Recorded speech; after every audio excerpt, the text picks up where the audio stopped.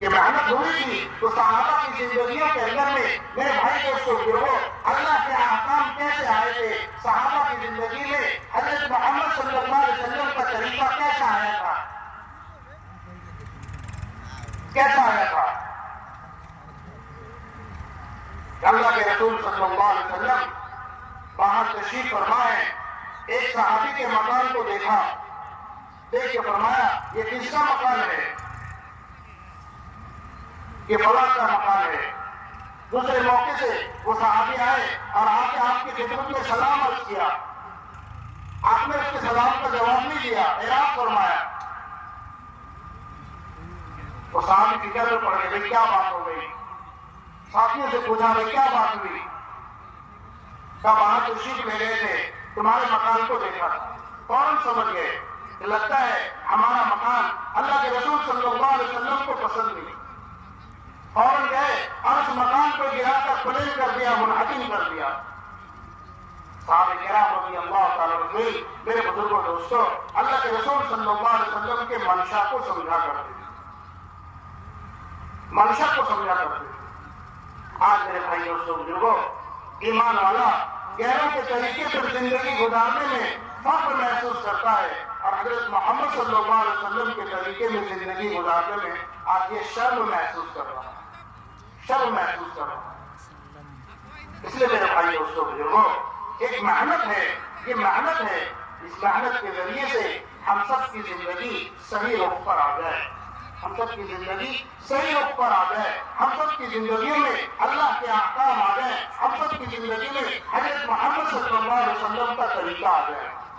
محنت جب ہوگی تو میرے بھائی دوستوں بزرگوں، زندگی صحیح رخ پر ہوگی، اور محنت نہیں ہوگی تو زندگی صحیح رخ پر نہیں ہوگی، محنت نہیں ہوگی تو زندگی صحیح رخ پر نہیں ہوگی۔ اس لیے کہا کہ یا تو زندگی ہدایت پر ہوگی ورنہ زندگی ہلاکت پر ہوگی، یا تو زندگی ہدایت پر ہوگی ورنہ زندگی ہلاکت پر ہوگی۔ کہ جو محنتیں ہدایت پر آنے کے لیے ہیں، اگر وہ محنتیں چھوٹیں گی تو پھر کیا ہے، زندگی ہلاکت پر ہوگی، زندگی ہلاکت پر ہوگی۔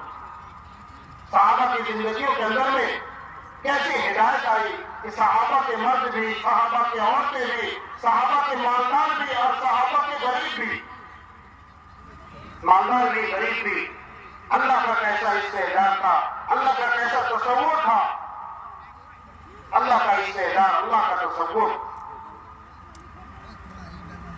دعوت اللہ کا خیال۔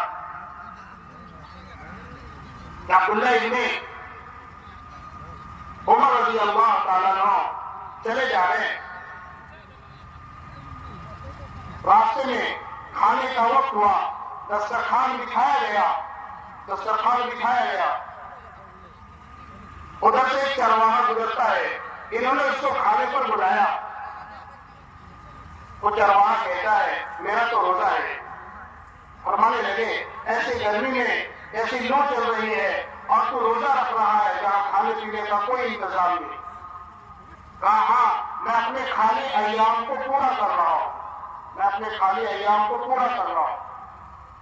انہوں نے اس کا امتحان لینا چاہا، کہ جنید نے اس کا امتحان لینا چاہا، کبھی ایسا کر لو کہ ایک بکری مجھے دے دو، ہم اس کی قیمت بھی دیں گے اور اس کا گوشت بھی تجھ کو دیں گے۔ وہ چرواہا کہنے لگا کہ حضور یہ بکری میری نہیں ہے، یہ بکری تو میرے مالک کی ہے، میں تو اس کا چرواہا ہوں، یہ بکری میری نہیں ہے، یہ بکری میرے مالک کی ہے، میں تو اس کا چرواہا ہوں۔ فرمایا کہ مالک سے کہہ دینا کہ بھیڑیا لے گیا، مالک سے کہہ دینا کہ بھیڑیا لے گیا۔ فوراً آسمان کی طرف نگاہ اٹھایا اور کہا فائن اللہ، فائن اللہ، اللہ کہاں چلے جائیں گے؟ میں مالک سے تو کہہ سکتا ہوں کہ بھیڑیا لے گیا، لیکن اللہ سے کیا کہہ سکتا ہوں؟ اللہ کی نگاہ میں تو ہر ایک چیز ہے، اللہ کی نگاہ میں ہر ایک چیز ہے، اللہ کی نگاہ سے کوئی چیز ڈھکی چھپی نہیں ہے، کوئی چیز ڈھکی چھپی نہیں ہے۔ سمندر کی تہ میں کیا ہے، اس کا بھی علم اللہ کو ہے، پہاڑ کے سخت چٹانوں کے اندر کیا ہے، اس کا بھی علم اللہ کو ہے، کہاں کائنات ہے اور کالا پہاڑ ہے، اس کالے پہاڑ پہ کالا پتھر ہے اور کالے پتھر پہ کوئی کالی چیٹی ہے. اللہ رب العزت اس چیٹی کو بھی دیکھ رہا ہے اور اس چیٹی کے چلنے کی آواز کو بھی سن رہا ہے, اس کو بھی سن رہا ہے.